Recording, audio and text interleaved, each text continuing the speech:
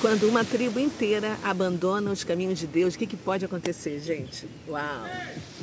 Neste capítulo de Juízes 18, nós vamos ver uma história assim impressionante de idolatria, de roubo e de violência. A tribo de Dan está buscando um território próprio e decide tomar à força a cidade pacífica de Laís, em uma jornada assim marcada por corrupção espiritual e moral. Eles passam assim na casa de Mica, aquele homem que a gente leu no capítulo de ontem. Pois é, eles roubam os ídolos e o sacerdote. Gente, imagina, um povo que deveria ser exemplo da aliança com Deus faz um negócio desse, destrói, cria a sua própria religião. Será que a gente está vivendo algo semelhante hoje? Vamos estudar, vamos ler e analisar Juízes 18? Vem com a gente então, vamos começar, pega a sua Bíblia. Eu te peço para você deixar o seu like e compartilhar com alguém que você ama. Estou aqui direto de Paraty, amanheceu nublado, frio, eu estou até com a blusinha de manga comprida, mas o sol já está saindo e daqui a pouco eu estou indo lá para Filipe. Então vamos lá. Hoje é o dia 1º de agosto, que seja um mês bom, não um mês de desgosto, e que Deus nos abençoe. Bom, vamos lá. Juízes 18. Como já foi dito, Israel não tinha rei naquela época. A tribo de Dan estava procurando um lugar onde morar, porque essa tribo não tinha conseguido ainda tomar posse do território que recebera por sorteio sagrado entre as tribos de Israel. Por isso, o povo de Dan escolheu 5 heróis de guerra que representavam todos os grupos da família de Dan, das cidades de Zorá e Estaol, como espiões. A missão deles era espionar e examinar o território de Dan, que Dan planejava conquistar. Disseram a eles: vão, examinem a terra. Os espiões chegaram à região montanhosa de Efraim e passaram a noite na casa de Mica. Notando o sotaque do jovem levita, falaram com ele: quem o trouxe para cá? O que você está fazendo aqui? Por que veio para cá? Perguntaram. E o jovem falou do trato que tinha feito com Mica e que trabalhava como sacerdote pessoal para ele. Então os espiões disseram: neste caso, pergunte a Deus se nós vamos ter sucesso nesta missão ou se vamos fracassar. Vocês podem ir tranquilos, disse o sacerdote. Tudo correrá bem, porque o Senhor cuidará de vocês. Vai vendo. Assim, 5 homens partiram e foram para a cidade de Laís, onde viram como o povo dali vivia em segurança, conforme o costume dos sidônios, despreocupados e em paz. Ai, o sol chegando, gente, que delícia. Vou trocar de roupa daqui a pouco. E o povo não tinha falta de nada, não sofria opressão de ninguém, não tinha contato com os sidônios e não mantinha relações com nenhum outro povo. Quando os espiões voltaram a Zorá e a Estaol, seus irmãos perguntaram a eles: o que vocês descobriram? Eles disseram: não percamos tempo, vamos ao ataque. Examinamos a terra e vimos que ela é muito boa. Vamos depressa conquistar aquele território. Quando chegarmos lá, vocês verão um povo despreocupado e uma terra vasta, fértil e maravilhosa. Um lugar em que não há falta de nada. Vamos, porque Deus já entregou aquela terra para nós. Então, 600 homens da tribo de Dan, bem armados para a guerra, partiram de Zorá e Estaol. Eles acamparam em Kiriat Jearim, no território de Judá, lugar que ficou depois conhecido pelo nome de Maané Dan. Dali subiram a região montanhosa de Efraim e chegaram perto da casa de Mica. Os 5 homens que haviam espionado a terra de Laís disseram aos companheiros: saibam que numa dessas casas existe um manto sacerdotal, ídolos do lar, uma imagem lavrada e revestida de prata e um ídolo de metal. Vocês já sabem o que devem fazer. Então eles se aproximaram e chegaram até o alojamento do jovem levita, na casa de Mica, e perguntaram como ele estava passando. Mas os 600 homens de Dan, armados para a guerra, ficaram do lado de fora da porta. Então os 5 espiões entraram na capela e pegaram a imagem, o manto sacerdotal, os ídolos do lar e a imagem de fundição. Enquanto faziam isso, o sacerdote ficou parado junto da entrada da porta, com os 600 homens que estavam armados para a guerra. Quando os homens entraram na casa de Mica e tomaram a imagem, o manto sacerdotal, os ídolos da família e a imagem de fundição, perguntou o sacerdote: "O que vocês estão fazendo?" Eles lhe responderam: "Fique quieto, não diga uma palavra e venha conosco. Seja o nosso pai e sacerdote." Ser sacerdote de uma tribo inteira de Israel não é melhor do que ser sacerdote de um homem? Vai vendo. Então, o jovem sacerdote ficou muito contente com isso. Pegou o manto sacerdotal, os ídolos do lar e a imagem esculpida com prata fundida e partiu com eles. Os homens de Dan colocaram as crianças, o gado e os demais bens na frente do povo e se foram. Quando já estavam longe da casa de Mica, ele e os vizinhos dele se reuniram e alcançaram os homens de Dan. Ao ouvirem os gritos do que vinham atrás deles, viraram-se e perguntaram a Mica: "O que você quer? Por que convocaram esse povo?" E Mica respondeu: "Ora, que pergunta! O que significa isto? Vocês fogem levando os deuses que eu mesmo fiz e o meu sacerdote. Não deixaram nada. Como ainda me perguntam o que você quer?" "Cuidado com a língua", responderam os homens de Dan. "Aqui temos homens violentos que por pouca coisa podem ficar com raiva e matar você e sua família." Assim os homens de Dan continuaram a viagem. Quando Mica viu que eles estavam mais numerosos e mais fortes, desistiu e voltou para casa.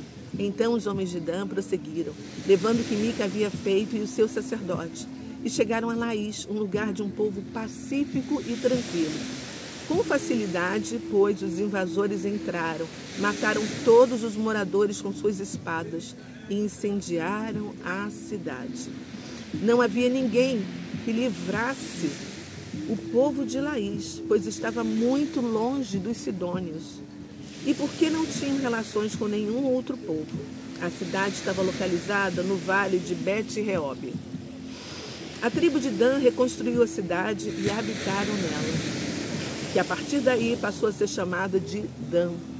Eu estive lá em Israel, naquela região toda. Meu Deus! Em homenagem ao pai da tribo, filho de Israel. Antes, porém, o nome da cidade era Laís. A tribo de Dan instalou a imagem que pertencera a Mica e nomeou Jonatas, filho de Gerson e neto de Manassés, como seu sacerdote, ele e os filhos dele, até a data em que foram levados para o cativeiro.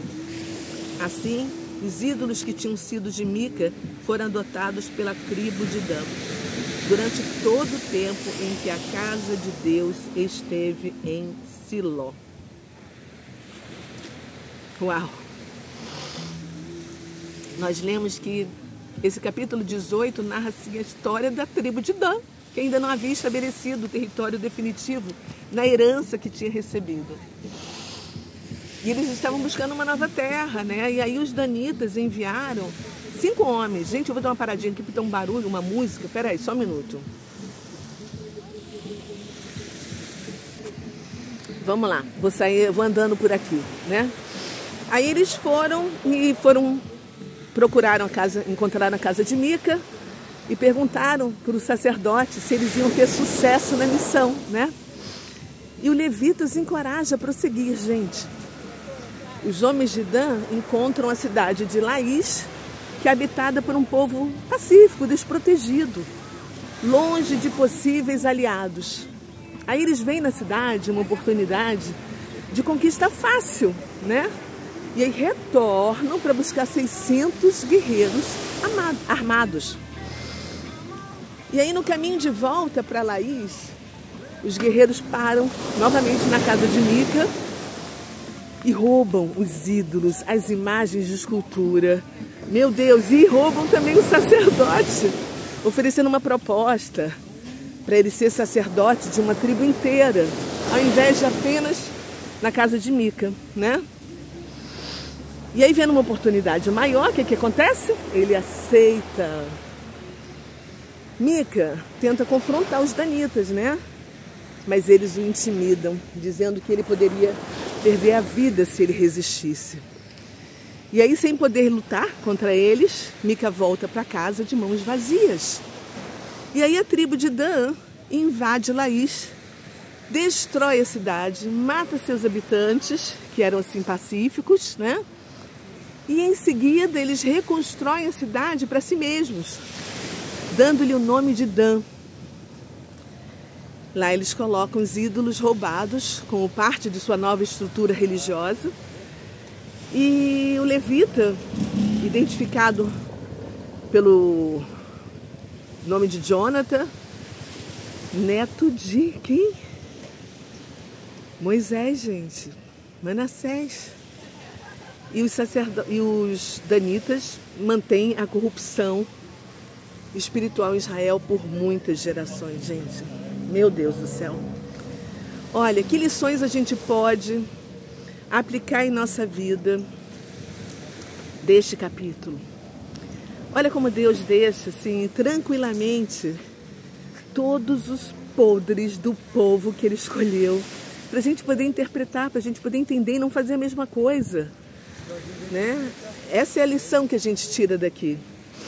A tribo de Dan, ela caiu assim em completa corrupção, desde o roubo até a destruição da cidade, uma cidade pacífica, mostrando assim um impacto devastador de ignorar a Deus. Ou seja, a idolatria leva a coisas horríveis, né?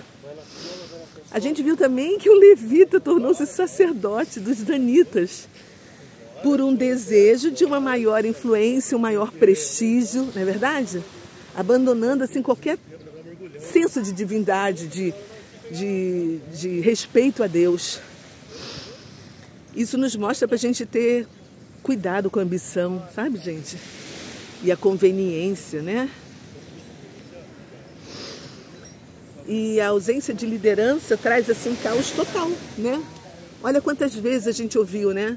Naquele dia não havia rei em Israel. Isso destaca-se novamente como a falta de autoridade espiritual e moral gera, assim, uma completa desordem com o povo de Deus, né? E conquistas egoístas não têm a bênção de Deus. Essa é a realidade. A gente viu que a tribo de Dan tomou a cidade de Laís, né?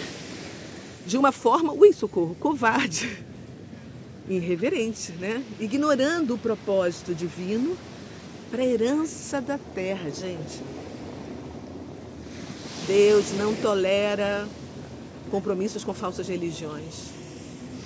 E a tribo de Dan misturou idolatria com práticas religiosas, perpetuando a corrupção espiritual em Israel, né? Foi o que a gente viu. Meu Deus, que loucura. Isso é muito sério, gente. Vamos refletir sobre essa situação? Será que você tem construído a sua vida com base na estrutura de Deus ou através de conveniências pessoais e convicções pessoais? Será que na sua vida existem áreas onde você está misturando práticas ou valores que contradizem a palavra de Deus?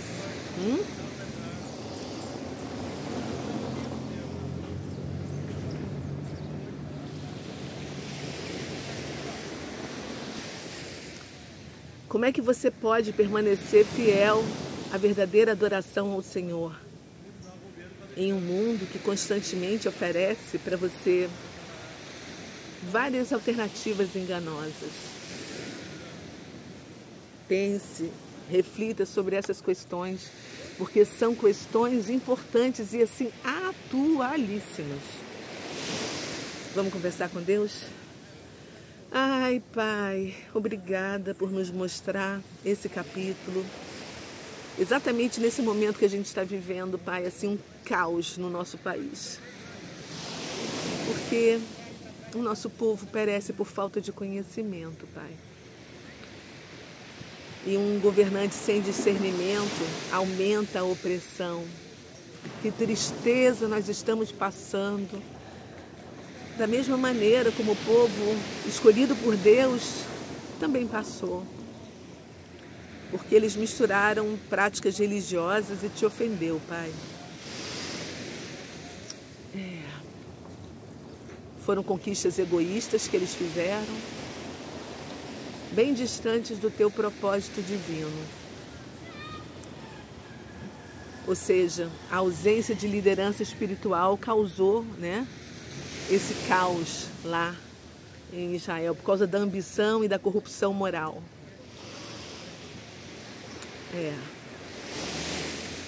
E tudo isso criou um impacto devastador, da idolatria no teu povo, Pai. E hoje a gente está vendo as consequências disso até hoje. Meu Deus do céu, não é fácil. A tribo de Dan representou a corrupção moral e espiritual que a gente está vendo hoje em dia acontecendo, marcado pela cobiça e pela violência, Imagina um sacerdote que abandonou a sua fidelidade ao Senhor por ambição e conforto pessoal. E os habitantes de Laís, que eram assim um povo tranquilo, indefesos, em completo contraste com a violência dos danitas. Ai, Senhor, eu só te peço misericórdia, Pai. Tem piedade de nós neste momento, dia 1º de agosto, que nós estamos enfrentando problemas sérios em nosso país, que não é mais uma soberania, mas é um regime, Pai. Te pedimos, Pai, cuida de cada um de nós. Nós oramos em nome de Jesus. Amém e amém. Meu Pai, Senhor Jesus, quanta falta de entendimento, quanta falta de discernimento. Aqueles que assinaram aquela carta a favor da democracia, lá na USP, eles não conseguem interpretar um texto. Estão faltando professores de português naquela universidade. Porque o nosso problema não é econômico, o nosso problema é político. Bastava, eles não precisavam nem sair do Brasil, muitos dos parlamentares gastaram uma grana. Bastava ir ali no Supremo, bastava ir ali no Parlamento e mostrar o que era necessário.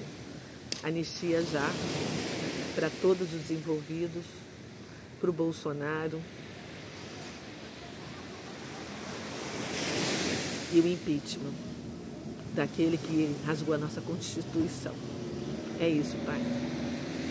Ai, Senhor, por favor, cuida de nós. Nós oramos em nome de Jesus. Amém e amém. Queridos, estou indo, a Flip já está começando. Vou trocar de roupa porque eu saí com casaco e está agora um sol maravilhoso aqui. Deixa seu like, compartilha com alguém que você ama. Vou deixar o barquinho aqui no meio do coração. Que lindo, amém. E olha só onde é que eu tô. Aqui na praia. Que abriu um sol maravilhoso.